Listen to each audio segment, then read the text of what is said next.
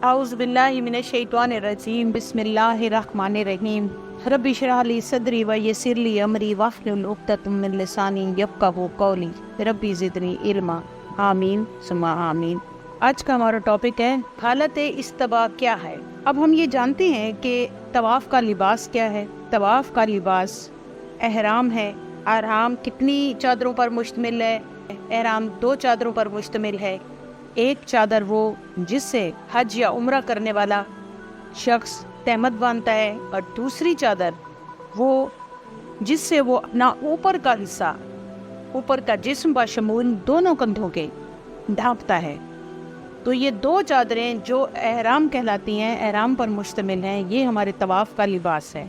जब मीकात से एहराम बांधा जाता है तो उस वक़्त ये एहराम ऊपर दोनों कंधों पे डाला जाता है, लेकिन मीकात से रवाना होने के बाद जब उम्रा की नीयत से तवाफ़ शुरू किया जाता है खाना काबा का, तो उस वक़्त इस्लाम में सुन्नत से साबित है और मसनून है कि इस एहराम की जो असल सूरत है वो ये है कि मर्द अपने दाएं कंधे से ऊपर वाली चादर जिससे उसने अपने दोनों कंधों को ढांप रखा होता है, उस चादर को दाएं कंधे से उतारकर दाएं बाजू के नीचे से गुजारकर बाएं कंधे पर डालना होता है।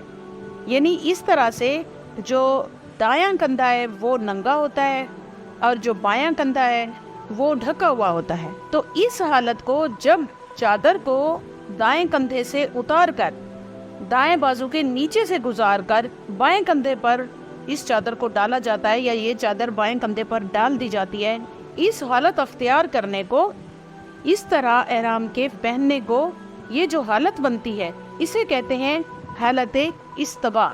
और इसी हालत में खाना काबा का तवाफ़ किया जाता है जो कि 7 चक्रों पर मुश्तमिल होता है। एक तवाफ़ 7 चक्रों पर मुश्तमिल होता है। उस वक़्त भी यही कंडीशन होती है, और जब तवाफ़ मुकम्मल हो जाता है या उम्रा का जब एहराम खोलते हैं तो फिर इस हालत से बाहर आया जाता है और एहराम को खोल दिया जाता है। तो अब आपको अच्छे से समझ आ गई होगी कि हालत इस्तवा क्या है। एक्चुअल हालत इस्तवा वो है कि जब एहराम को तवाफ़ की नियत से जब तवाफ़ शुरू करते हैं तो उस वक़्त दाएं कंधे से उतारकर दाएं बाजू के नीचे से गुजारकर बाएं कंधे पर डाल दिया जाता है, और एक कंधा, बायां कंधा कवर होता है इस चादर से, और दायां कंधा इस चादर से कवर नहीं होता बल्कि वो बाजू और कंधा नंगा होता है। इस हालत को हालत इस्तवा कहते हैं। अस्सलामु अलैकुम वरहमतुल्लाह।